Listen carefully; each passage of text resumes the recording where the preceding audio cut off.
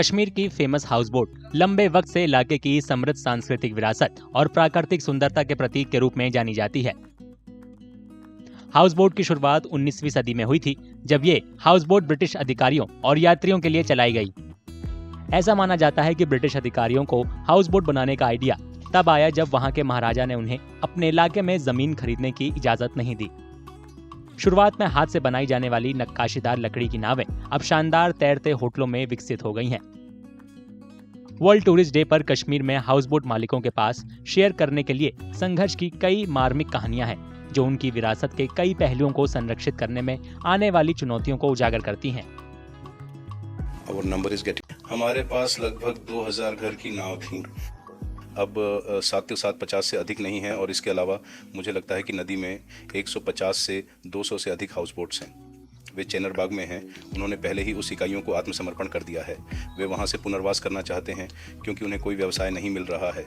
उनकी घर की नाव उतनी मानक नहीं है कि अब वर्तमान पर्यटन और चिंता के रूप में, चाहे वह देश से आए पर्यटक हो या देश से ऑफसेट हो, बहुत सी चीज़ें बदल गई हैं। सबसे पहले वे घर की नौकाओं में रहना पसंद करते हैं। अब हमारा देश पर्यटन एक वैश्विक पर्यटन है। वे दुनिया के हर हिस्से में चले गए। उन्होंने अलग अलग सुविधाएं, आधुनिक सुविधाएं देखी हैं क्योंकि वे भुगतान कर रहे हैं और वे यहाँ कुछ भी नहीं देखेंगे।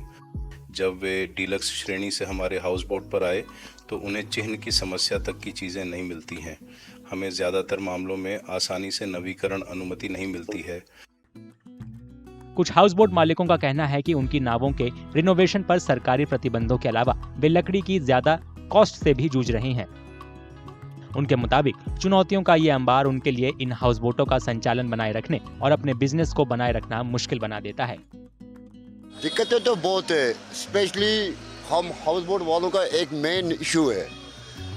पिछले सरकारों में हमको लकड़ी मिलती थी सब्सिडी पर, अब हमको रिपेयर नहीं करने देते हैं। लकड़ी का तो सवाल ही नहीं। इसलिए मोस्टली जो हाउस बोट थे जो पुराने हो रहे हैं, अब वो डूब रहे हैं। इसीलिए ये बोट कम हो रहा है। अभी भी आप अगर झील के अंदर जाएंगे, कुछ हाउस बोट वो अभी पानी के नीचे है क्योंकि रिपेयर नहीं कर सकते, और लकड़ी जो है वो बहुत महंगा है। एक्चुअली क्या ना रेवनेट देते हैं, नया बना सकते हैं ना, लकड़ी हमारे को मिलता है। सब्सिडी जो होते हैं वो नहीं मिलती है हमको। लकड़ी बहुत कॉस्टली होती है हमारे यहाँ पे रिपेयरिंग करने पड़ने। 7000 रुपया फुट अगर स्क्वायर फुट जाएंगे तो उतना ज़्यादा भी नहीं मिलता है यहाँ पे लकड़ हमको, जितना होना चाहिए। इसके वजह से हो गया है कि हाउस बोट कम हो रहा है। इन फ्यूचर ये भी बहुत कम हो जाएंगे। तो आप ये बताएं कि आप चाहते हैं कि जब सरकार हो, आपके लिए कुछ हो, आपके बहुत अच्छी बात है अगर हमारे लिए कुछ करेंगे, हमारे हाउस बोट के लिए। ये नॉवेल्टी ऑफ कश्मीर है। हाउस बोट मालिकों के मुताबिक उनका बिजनेस अपने अस्तित्व के संकट का सामना कर रहा है। उन्होंने सरकार से इसे विरासत संपत्ति घोषित करने और उनकी हर संभव मदद करने की अपील की है।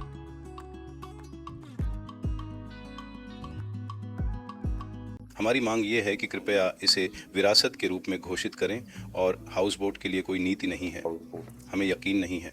मुझे चिंता है कि हमारी युवा पीढ़ी इस व्यवसाय को कैसे चलाएगी और यह हाउस बोट कब तक बने रहेगी। अगर सरकार की नीति समान होगी तो सरकार से हाथ पकड़ने या कोई नीति नहीं होगी। फिर मैं एक कश्मीरी कालीन की तरह सोचता हूँ। वे सिर्फ अपनी मृत्यु हो गई और मुझे लगता है कि सरकार इंतज़ार कर रही है, तब ये लोग अपनी मौत से मर जाते हैं। मैं कम से कम 3-4 कंट्री घूमा हूँ, लेकिन ये जैसा कहीं नहीं देखा पूरे इस दुनिया में। तो ये एक कौमी सरमाया है ये हाउस बोट। ये हाउस बोट सिर्फ हाउस बोट वालों का नहीं है, ये कश्मीर के एक बच्चे का है। शुक्रवार को दुनिया भर में वर्ल्ड टूरिज्म डे मनाया गया। हाउस बोट मालिकों और इस व्यवसाय पर निर्भर लोगों को उम्मीद है कि केंद्र शासित प्रदेश में नई सरकार उनकी शिकायतों का समाधान करेगी और इन फेमस हाउस बोटों के आकर्षण को पुनर्जीवित रखने में मदद करेगी।